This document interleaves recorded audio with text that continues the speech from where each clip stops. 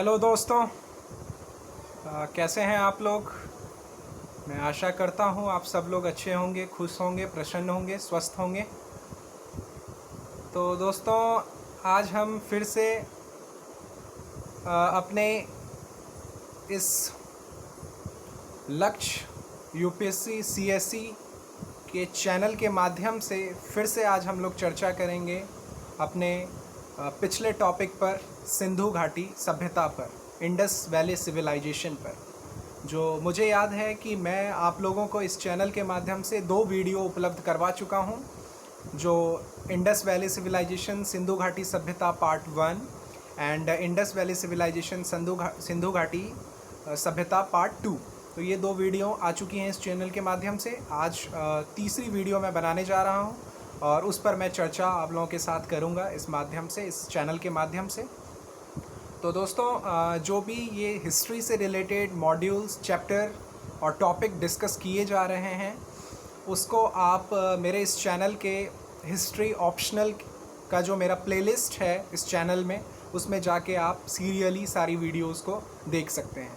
इसमें मैं अभी एंशिएंट हिस्ट्री को कवर कर रहा हूँ, फिर देन मैं मॉडर्न हिस्ट्री को कवर करूँगा, उसके बाद मैं मिडाइवल हिस्ट्री को भी कवर करूँगा, मीन्स प्राचीन भारत, मध्यकालीन भारत और आधुनिक भारत, और उसके बाद मैं विश्व इतिहास, वर्ल्ड हिस्ट्री की तरफ भी बढ़ूँगा।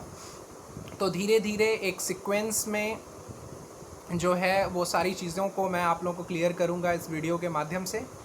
और दोस्तों, जो बिगिनर्स हैं, जो कहीं ना कहीं मेरी वीडियो को बहुत बाद में आके देख रहे हैं, पहले की वीडियोस उन्होंने नहीं देखी है, तो मेरा उनसे विनम्र निवेदन है कि वो पहले की वीडियोस को देखें, जिससे कि उन्हें एग्जैक्टली एक लिंक समझ में आएगा कि एग्जैक्टली अभी जो बताया जा रहा है उसका मीन क्या है। तो मेरी वीडियोस में आप लोगों को दोस्तों सबसे एक मेन चीज़ जो देखने को मिलेगी वो ये मिलेगी कि मेरी वीडियो पिछली वीडियो से लिंक्ड होती है, जिसमें कि आप पहले की चीज़ों को और फिर अभी की चीज़ों को, दोनों चीज़ों को समझेंगे तो फिर आप लिंक करके एग्जैक्टली समझ पाएंगे कि हाँ, ये टॉपिक एग्जैक्टली है क्या। तो इसीलिए आप पहले की वीडियोस को देखें, अपना बेस थोड़ा सा बनाएं, क्लियर करें, उसके बाद जो है धीरे धीरे इस सीक्वेंस को फॉलो करें। तो एक क्रोनोलॉजिकल ऑर्डर में आपको दिखेगा कि सारी चीज़ें यहाँ पर इस चैनल के माध्यम से आपको दी जा रही हैं। तो दोस्तों, इससे पिछली वीडियो में हमने जिक्र किया था सिंधु घाटी सभ्यता में 2 साइट्स का, मतलब 2 स्थल ऐसे थे जिनकी हमने चर्चा की थी। एक पहला स्थल जो था वो था हड़प्पा और दूसरा स्थल जो था वो मोहनजोदाड़ो था। ठीक है दोस्तों, आज हम जो है वो एक तीसरे साइट की चर्चा करेंगे, जो साइट है लोथल। ठीक है दोस्तों, तो मैं इसकी सारी चीज़ें आप लोगों को बताऊंगा, लेकिन मैं उससे पहले आप लोगों को दोस्तों ये बता दूं कि सिंधु घाटी सभ्यता के अंतर्गत कई स्थलों की खुदाई हुई, लेकिन उसमें से 7 स्थलों को जो है वो नगर की संज्ञा दी गई।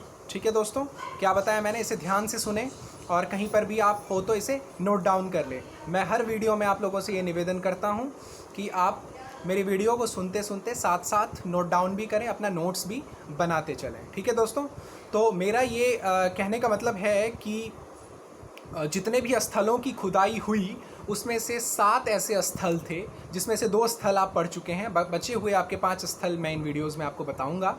तो इन 7 स्थलों को जो है पुरातत्वविदों के द्वारा और हमारे माननीय इतिहासकारों के द्वारा, विद्वानों के द्वारा जो है इन 7 स्थलों को जो है वो क्या उपाधि दी गई, इन्हें नगर की संज्ञा दी गई। सॉरी, नगर की संज्ञा दी गई, उपाधि नहीं, नगर की संज्ञा दी गई।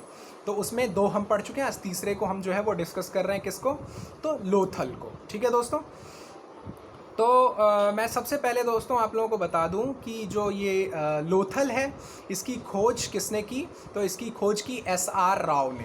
किसने खोज की, SR राव ने। कहीं पर भी ऑब्जेक्टिव क्वेश्चन आपसे पूछा जाता है, ऑब्जेक्टिव क्वेश्चन, कि लोथल जो सिंधु घाटी सभ्यता का साइट था, लोथल जो स्थल था, उसकी खोज किसने की, तो उसकी खोज की SR राव ने। ठीक है दोस्तों, अब एक दूसरा सबसे पहला मेन इंपॉर्टेंट थिंग ये है जो आपको जानना बहुत ज़रूरी है कि अभी जो वर्तमान का भारत का मानचित्र है उसके हिसाब से अगर हम देखें तो लोथल जो है वो लोकेटेड है कहाँ, गुजरात में। ठीक है दोस्तों, 2 बातें मैंने बताई। लोथल की खोज किसने की, तो SR राव ने। और लोथल जो है वो लोकेटेड कहाँ है, मैप के पॉइंट ऑफ व्यू से, इंडिया के पॉइंट ऑफ व्यू से, तो इंडिया के मैप के पॉइंट ऑफ व्यू से तो वो सबसे पहले कहाँ है, गुजरात में।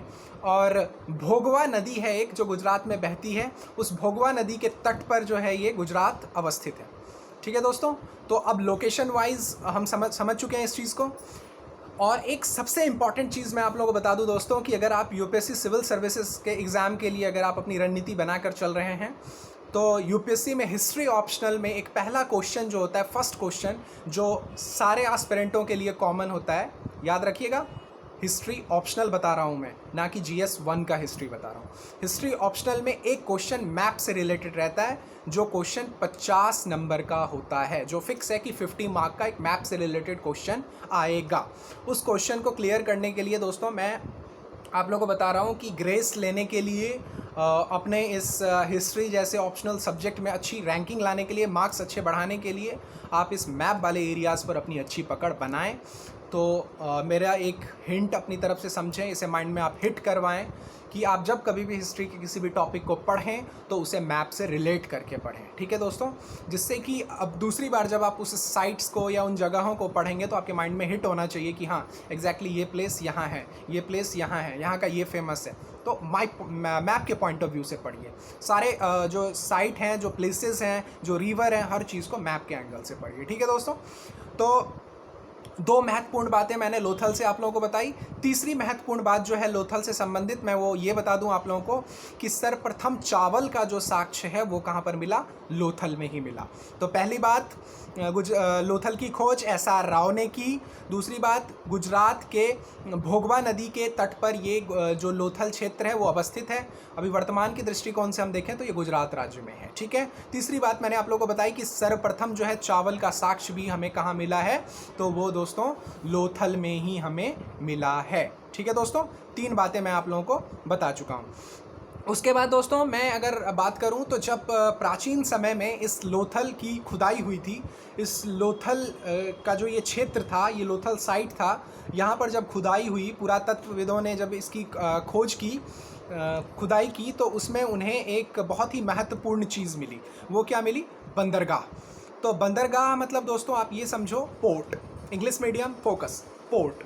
पोर्ट मीन्स जहाँ पर कि एक व्यापार से जो जुड़ी हुई चीज़ें हैं वो वहाँ पर होती है, मीन्स एक्सपोर्ट और इंपोर्ट, मतलब वहाँ पर चीज़ों का उतारना, वहाँ पर फिर चीज़ों को चढ़ाना, अन्य देशों के लिए भेजना। तो बंदरगाह व्यापार का एक बहुत ही मेन जो है पॉइंट होता है जहाँ से कि पूरा का पूरा ट्रेड होता है। तो अब ये बंदरगाह मिलना एग्जैक्टली हमें ये जो है हमें क्लैरिफाई करता है कि सिंधु घाटी सभ्यता के समय में ट्रेड बहुत अच्छा हुआ करता था, तभी तो बंदरगाह था। तो अब ये एक इम्पॉर्टेंट क्वेश्चन बन के आपके एग्ज़ाम में आ सकता है कि जो सिंधु घाटी सभ्यता में किस साइट पर हमें जो है वो बंदरगाह मिली है। तो हमें बंदरगाह मिली है कहाँ, लोथल साइट पर। लोथल जो स्थल था गुजरात में अवस्थित भोगवा नदी के तट पर, तो वहाँ पर हमें क्या मिला, बंदरगाह मिला, जिस बंदरगाह को हम क्या कहते हैं, गोदीबाड़ा, मतलब गोदी उसको नाम दिया गया। ठीक है दोस्तों, और एक जो अब मैं बताने जा रहा हूँ वो बहुत ही इम्पॉर्टेंट चीज़ बताने जा रहा हूँ। जब मैंने दोस्तों आप लोगों को हड़प्पा बताया था, जो हमारा पहला साइट, पहला स्थल था जहाँ पर खुदाई की गई थी, वहाँ पर दोस्तों आप लोगों को मैंने बताया था कि जो पश्चिमी तट और पूर्वी तट था उसमें जो शासक वर्ग रहते थे वो क्या होता था, एक सुरक्षा प्राचीर से घिरा हुआ होता था, मतलब सुरक्षा के दृष्टिकोण से वो होता था। और माना जाता है विद्वानों के द्वारा कि वहाँ पर जो है वो कहीं ना कहीं शासक वर्ग रहा करते थे, धनी मनी लोग रहा करते थे। लेकिन इस लोथल में जो प्लेस था, जो पश्चिमी और पूर्वी तट था, ये मैं आप लोगों को बता चुका हूँ कि सिंधु घाटी सभ्यता में सारे के सारे प्लेसेस दो टीलों में बटे हुए थे, दो एरियाज़ में बटे हुए थे, पश्चिमी तट, पूर्वी तट। ठीक है, तो उसमें ये जो थे वो एक ही सुरक्षा प्राचीर से घिरा हुआ था, लोथल। तो ये एक क्वेश्चन बन गया कि कौन सा ऐसा साइट था जो कि एक ही सुरक्षा प्राचीर से घिरा हुआ था, तो वो था लोथल। याद रखेंगे दोस्तों आप लोग, दोस्तों अगर ना हो तो आप नोट डाउन कर लें इसको, बहुत ही इंपॉर्टेंट चीज़। उसके बाद दोस्तों मुगल शवाधान का साक्ष्य भी यहीं से मिला है। ठीक है दोस्तों, शवाधान मतलब आप समझें कि जो ऐसा प्लेस जहाँ पर क्या है, शवों को दफनाया जाता है, तो मुगल शवादाह का साक्ष्य भी यहीं पर मिला है। कहाँ पर दोस्तों, लोथल में। ठीक है दोस्तों, उसके बाद मैं आप लोगों को बता दूं तो दोस्तों यहाँ पर लोथल में मुहरें बहुत ज़्यादा मिली हैं, स्टैम्प, सील। ठीक है दोस्तों, तो ये लोथल से सील बहुत ज़्यादा मिली हैं। और इस सील से इम्पॉर्टेंट एक बात कि जो ये फारस के मोहर यहाँ पर बहुत ज़्यादा मिले हैं। ठीक है, तो फारस के मोहर यहाँ मिले हैं, ये हमें क्या संकेत देते हैं? ये हमें ये संकेत देते हैं कि ईरान से हमारा व्यापार होता था, क्योंकि जो ईरान में हमारे सील, हमारे मोहर पाए गए हैं और हमारे यहाँ पर ईरान के मोहर पाए गए हैं, सील पाए गए हैं। तो ये इसी बात को क्लैरिफाई करता है कि उस समय में सिंधु घाटी सभ्यता के दरमियान हमारा व्यापार जो है वो किसके साथ? ईरान के साथ होता था। मतलब हम ईरान को चीज़ें देते थे और ईरान जो है वो हमसे चीज़ें लेते थे। ठीक है दोस्तों, विनिमय प्रणाली, एक्सचेंज सिस्टम, बार्टर सिस्टम आपने जूनियर क्लासेस में पढ़ा होगा। ठीक है दोस्तों, तो ये था कि आपके पास जो है आप उनको दे दो, उनके पास जो है वो आपसे ले लेंगे। ठीक है दोस्तों, उसके बाद अब अगर हम बात करें तो सबसे ज़रूरी बात कि तांबे की जो मोहर है वो भी कहाँ मिली है? वो लोथल से ही मिली है। दोस्तों आप एक इम्पॉर्टेंट चीज़ अपने दिमाग में डालें कि इस समय में सिंधु घाटी सभ्यता में सिंधु घाटी के जो लोग थे वो लोहे से अवेयर नहीं थे। मतलब उस समय में लोहा पाया नहीं जाता था, लोहे की जानकारी इन्हें नहीं थी। लेकिन ये कांसे का, मतलब कांसे को इन्होंने बनाया था, किससे? टीन और तांबे के मिश्रण से। ठीक है दोस्तों, तो इसीलिए इस सभ्यता को कांस्य युगीन सभ्यता भी कहा जाता है, जो मैंने आप लोगों को पिछली वीडियो में बताया था। तो दोस्तों तांबे की मुहर भी कहाँ से मिली है? तो लोथल से। ये याद रखिएगा आपकी तांबे की मुहर किस स्थल में पाई गई है सिंधु घाटी सभ्यता में? तो आपको खटाक से टिक करना है लोथल। ठीक है दोस्तों, उसके बाद दोस्तों यहाँ पर मिट्टी के बर्तन भी पाए गए हैं, सोने चांदी के कारखाने भी पाए गए हैं, मनका बनाने का कारखाना भी पाया गया है। ठीक है दोस्तों, तो ये सब कारखाने वहाँ पर लोथल में हुआ करते थे। ठीक है दोस्तों, उसके बाद अगर मैं बात करूँ तो हाथी के दांतों का भी यहाँ पर संकेत मिला है। अब अगर आप वर्तमान की एक बात से इसको जोड़कर देखें तो वर्तमान में क्या कहा जाता है? रेगिस्तान का जहाज किसे कहा जाता है? ऊँट को। ठीक है दोस्तों, तो रेगिस्तान कहाँ है? राजस्थान में। तो उस सिंधु घाटी सभ्यता में भी के समय में भी अगर हाथी के दांतों का संकेत अगर मिल रहा है खुदाई में, तो आप ये मान सकते हैं, विद्वानों का ये मानना है कि उस समय में भी हाथी हुआ करते, हाथी के दांत का संकेत मिला है। मैं थोड़ा सा दोस्तों कहीं और चला गया। ठीक है, सॉरी। तो मतलब मैं किसी और साइड की चीज़ को इस साइड से रिलेट करने लगा, लेकिन हाँ, हाथी के दांतों का संकेत मिला है इस लोथल की साइड से। ठीक है दोस्तों, उसके बाद यहाँ पर आटा पीसने की चक्की भी मिली है, कहाँ से? लोथल से। तो ये लोथल जो साइट है उससे संबंधित जितने भी महत्वपूर्ण बातें थी वो मैंने दोस्तों आप लोगों को बता दी। अब दोस्तों हम बढ़ते हैं दूसरी साइट की तरफ, जो 7 मैंने महानगर की 7 नगर की संज्ञा जिन साइटों को दी गई उसमें से 3 को हम कवर कर चुके हैं, चौथे की तरफ हम बढ़ रहे हैं। तो चौथा है हमारा कालीबंगा। तो कालीबंगा का अगर हम दोस्तों एक स्पष्ट अर्थ समझें तो कालीबंगा का स्पष्ट अर्थ होता है काले रंग की चूड़ियाँ। ठीक है, काली मतलब काला, बंगा मतलब चूड़ियाँ, तो कालीबंगा। ठीक है दोस्तों, तो ये भी दोस्तों जो कालीबंगा है वो कहाँ है? राजस्थान में। कहाँ पर? राजस्थान में। ठीक है दोस्तों, तो हाँ, ये राजस्थान में है और लोथल मैंने आप लोगों को गुजरात बताया। ठीक है दोस्तों, तो लोथल जो है वो गुजरात में है और कालीबंगा जो है वो राजस्थान में है। तो कालीबंगा राजस्थान में है, कहाँ? घग्गर नदी के तट पर। कौन सी नदी? घग्गर नदी के तट पर। यूपीएससी वगैरह में कभी भी जो क्वेश्चन है वो थोड़ा सा घुमा के भी पूछे जाते हैं, तो आपको ये भी याद रखना है मैप पॉइंट ऑफ व्यू से कि घग्गर नदी के तट पर जो है वो क्या अवस्थित है? तो राजस्थान। और इस घग्गर नदी के तट पर ही जो है वो क्या था? कालीबंगा जो है वो साइट था। और इसको घग्गर नदी के तट पर राजस्थान में और गंगानगर जिला में। गंगानगर जिला आप याद रखेंगे दोस्तों। ठीक है, कि अगर गंगानगर से रिलेट करके अगर पूछ दिया गया तो आपके मन में कन्फ्यूज़न ना आए कि फिर ये कहाँ है एग्जैक्टली और क्या पूछा जा रहा है। ठीक है दोस्तों, उसके बाद अगर मैं बात करूँ तो जुता हुआ खेत का साक्ष्य भी मिला है हमें, कहाँ से? कालीबंगा से। मतलब कि ये पूरा का पूरा हमें स्पष्ट करता है कि उस समय में जो है खेती की जाती थी और खेतों की जुताई भी होती थी। ठीक है दोस्तों, उसके बाद ऊँट की हड्डियों का साक्ष्य भी हमें इससे मिला है। ठीक है दोस्तों, और ये एक यूपीएससी का स्टैंडर्ड का क्वेश्चन है जो यूपीएससी में एक बार आ भी चुका है। दोस्तों, ठीक है। तो ऊँट की हड्डियों का साक्ष्य हमें कहाँ मिला, तो वो हमें कालीबंगा में मिला, ठीक है दोस्तों। हाँ, तो मैं इसी से रिलेटेड पॉइंट को जो है वो लोथल में रिलेट कर रहा था, लेकिन उस पॉइंट को मुझे यहाँ रिलेट करना है। तो जो रेगिस्तान का जहाज़ है वो ऊँट को कहा जाता है, और ऊँट जो है वो कहाँ पाए जाते हैं, तो राजस्थान में मेनली। और राजस्थान जो है वहीं पर जो है ज़्यादा से ज़्यादा रेगिस्तान है। तो उस समय में भी सिंधु घाटी सभ्यता में भी ऊँटों के साक्ष्य मिले हैं। अगर हड्डियों का साक्ष्य मिला है तो दैट मीन्स ये हम मान ही सकते हैं कि ऊँट उस समय में हुआ करते थे। उसके बाद दोस्तों अगर हम बात करें तो अग्निकुंड का भी एक साक्ष्य इसमें मिला है, जिससे हम क्या तर्क लगा सकते हैं, विद्वानों ने क्या तर्क लगाया कि यहाँ पर अग्नि की भी पूजा की जाती थी, ठीक है। तो अगर अग्निकुंड का साक्ष्य मिला है तो हम क्या इससे मतलब जो है अपना परसेप्शन अपना बना सकते हैं, तो वो कि अग्नि की यहाँ पर पूजा करते थे लोग, ठीक है दोस्तों। उसके बाद